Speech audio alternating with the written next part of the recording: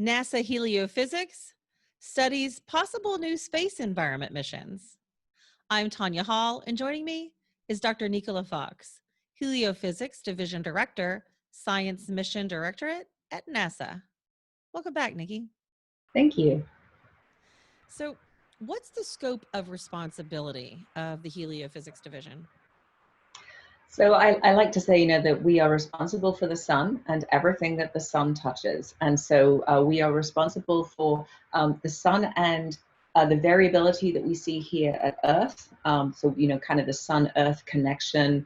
But then all the way out to the very edges of our solar system, that, there is a boundary, a very tenuous boundary there that is kind of where the sun's influence stops. And then you're into sort of interstellar space. It's where all this new material that we've never been able to sample until fairly recently with our Voyager spacecraft. So we do everything.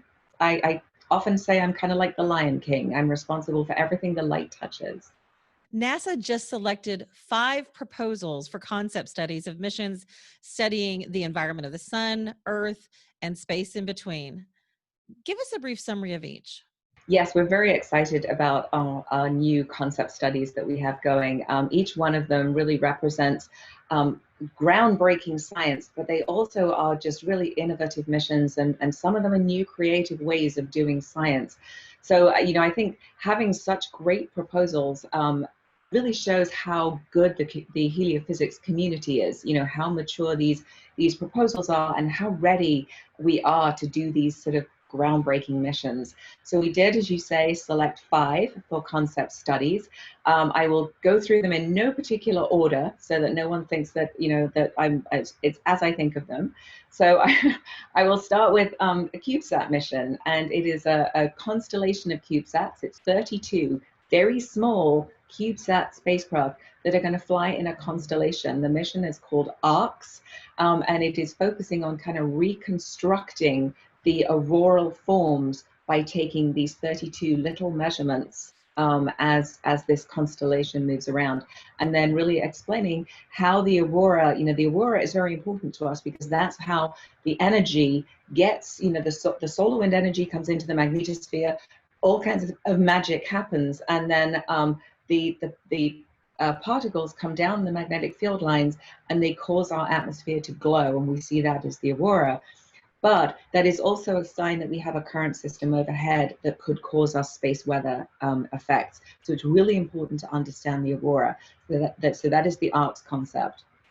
We have Helioswarm, which again is another sort of multi-spacecraft mission. It has like one large spacecraft and then lots of little CubeSats that swarm around it. That's going to go out into the solar wind and look at all of the structures, look at some of the turbulence. And because the constellation is continuing to sort of move around, it allows us to look at all different scale sizes. And so it isn't just we're making one measurement and that's all we can do. We can actually sort of look at all different scales of turbulence.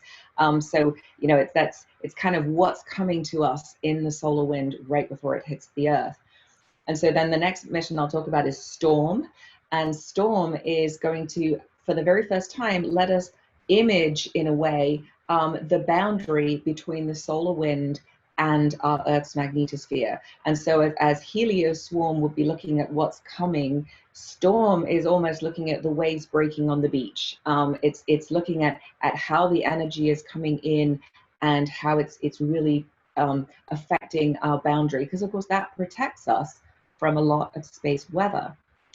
The next mission I'll talk about is Muse, and that is looking at really fine scale features on the sun. So we recently saw some beautiful first light images from the Solar Orbiter spacecraft, and just saw wow, how active that's the surface of the sun and how everything's moving around. And Muse is going to just hone in on all of that activity and really tell us in that low coronal region how the energy is getting from the sun out into the solar wind. And last but certainly not least is Solaris. And Solaris is going to fly over the poles of the sun and take images of the sun's poles and take sort of in situ data at the same time.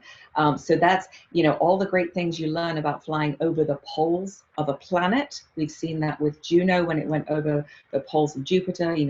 We see that with our own Earth observing. So now for the first time, we'll be able to fly right over the pole of a star. So there are 5 concepts, and you can see I'm excited about them. Oh, absolutely. What's not to be? All very interesting ideas. So, if I, as a private sector entrepreneur, have an idea that might address a related engineering or technical challenge, what opportunities do I have to contribute to a study or maybe even ultimately a mission? That is a really great question. So we have an active technology program, and we are looking for more ways actually to bring sort of what I would call non-traditional technologies into heliophysics. I am sure that there are great technologies in unrelated fields.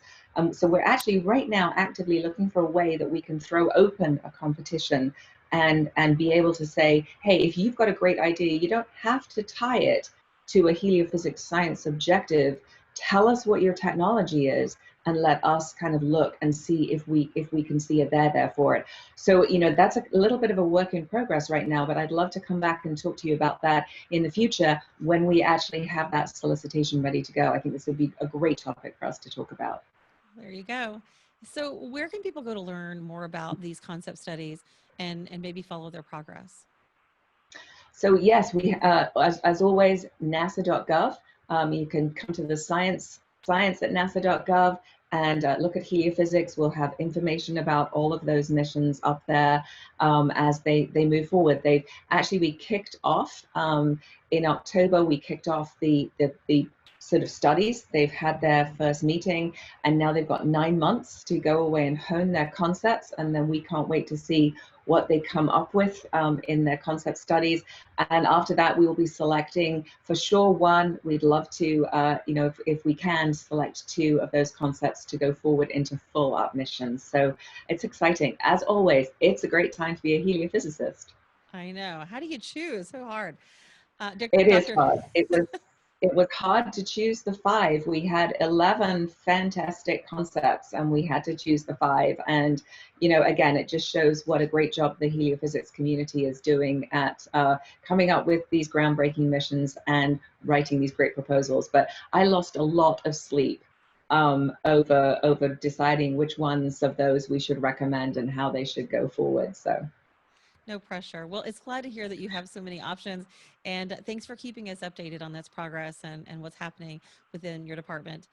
Dr. Nicola Fox, Heliophysics Division Director, Science Mission Directorate at NASA. If somebody wants to connect with you, Nikki, what's the best way they can do that? So you can follow me on Twitter at SolarGirl2018. And then for all things heliophysics on Twitter at NASA Sun, on Facebook at NASA Sun Science, and as always, nasa.gov for everything NASA. Sounds great. And you can find more of my interviews right here or at tonyahall.net. Thanks for watching.